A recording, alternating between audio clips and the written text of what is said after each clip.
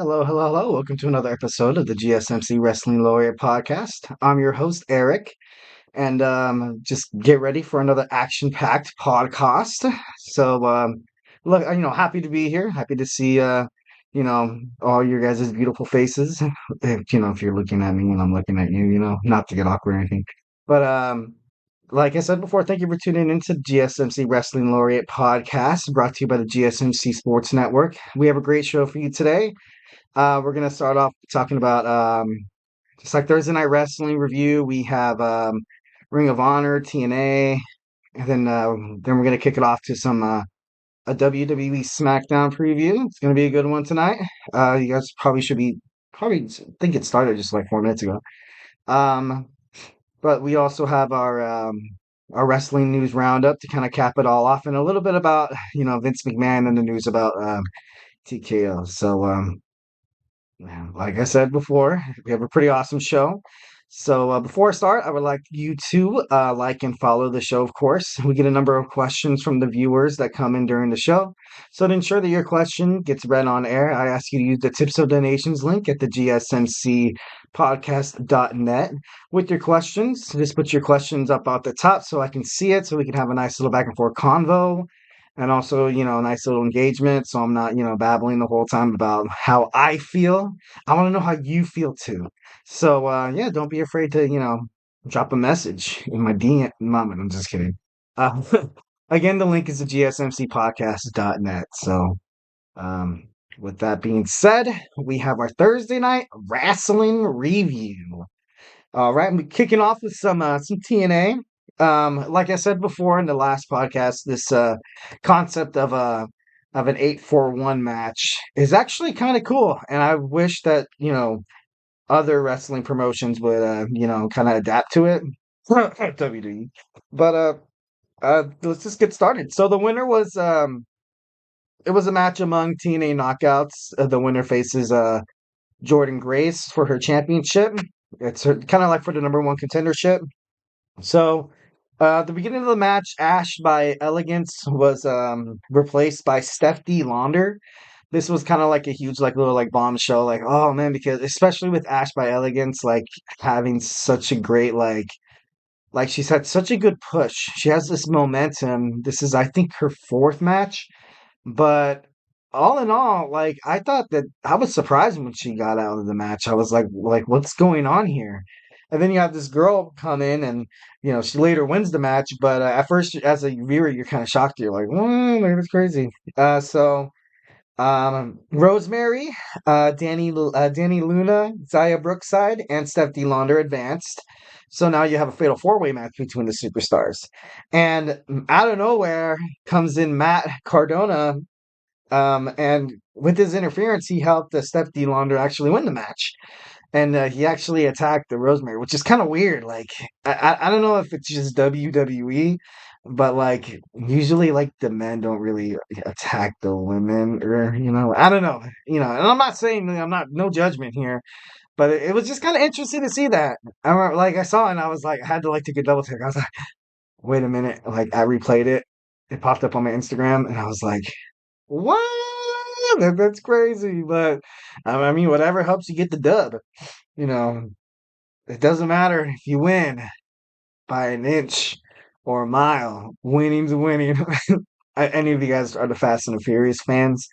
I love the Fast and Furious franchises. You know, after the fifth one, I can admit that I was kind of thought that they were pushing it, but they did add The Rock. So technically, me talking about the Fast and the Furious franchise on a wrestling podcast I'm not wrong. I'm subject. I have the right to do so. Yeah, eat it. I'm just kidding. Anyways, so moving on, we have Squash GYV defeated Cody Deaner, and we also had Josh Alexander defeated Tracy Williams. Eddie Edwards defeated Mike Bailey, and Eddie Edwards, of course, is one half of the TNA World Tag Team Champs. And when he defeated Mike Bailey, I saw this. I just like Speedball Mountain was doing, I don't know, they kind of had this momentum riding, and losing this match isn't good. Like, you have one more Ring of Honor before Supercard. So, honestly, I just, well, no, I think the next Ring of Honor is Supercard. But I don't know, this is something that you did not need before Chance at the championship. You didn't need to, basically end the match, end the race with your face in this guy's butt. You know what I mean? But unfortunately, they're going to have more of an uphill climb here. Hopefully, Speed Mountain has what it takes to climb up this mountain. Um, so, Laredo Kid challenged Crazy Steve for his digital media championship. So that should be interesting. Crazy Steve has, of course, he obtained the championship. It was kind of, by an assist to AJ Francis, but his match, like I said before, like he beat PCO, like that was pretty big, and now you have him actually defending his title regularly on a low weekly basis, and now you kind of have one at Supercard. For me, in my opinion, I think he keeps the strap. Honestly, I think they can kind of build like this prestige around the title around him, because they kind of already had it with Hendry, but I don't know. Different personalities, different approaches. It's always good for wrestling. It's all gravy, baby. All right, that was the main event. Well, no, the main event actually was Steve Macklin defeating Chris Sabin. And whenever I'm seeing the name Chris Sabin, it's crazy because I remember him being on top of the X division. I remember once when they had that match, where they would have to like climb across the rope to the middle of the ring to like get the belt. And I remember, Jay Lethal and Christopher Daniels and even AJ Styles. Like, this is way back, man. This is way back, people. Um, Anyways, TNA was pretty good. Ring of Honor, we had Athena defeating Nikita. Nikita. The match started with Athena essentially kind of beating the heck out of her. Like kind of doing that like that heel. She plays a pretty good heel. She plays a good baby face. She's an amazing wrestler. She's an amazing talent.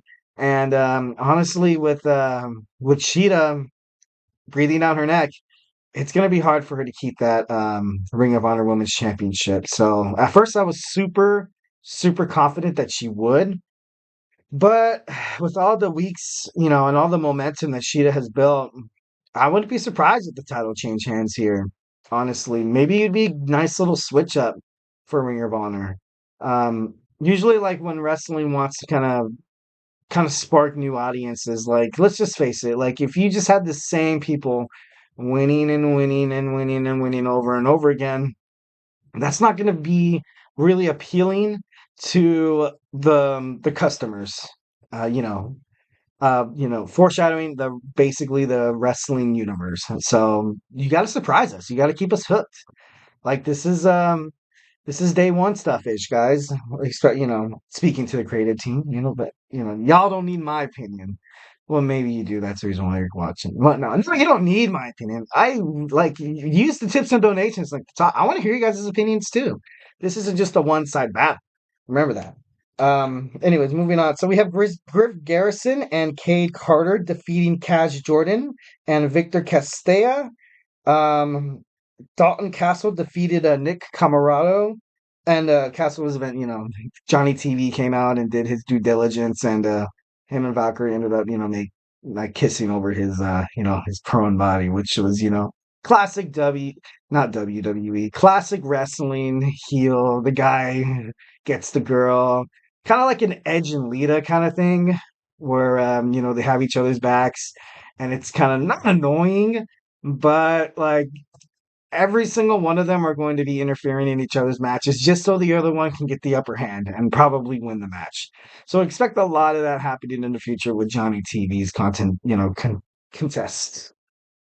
Anyways, so Mark Briscoe had a promo where he told Eddie Kingston to man up.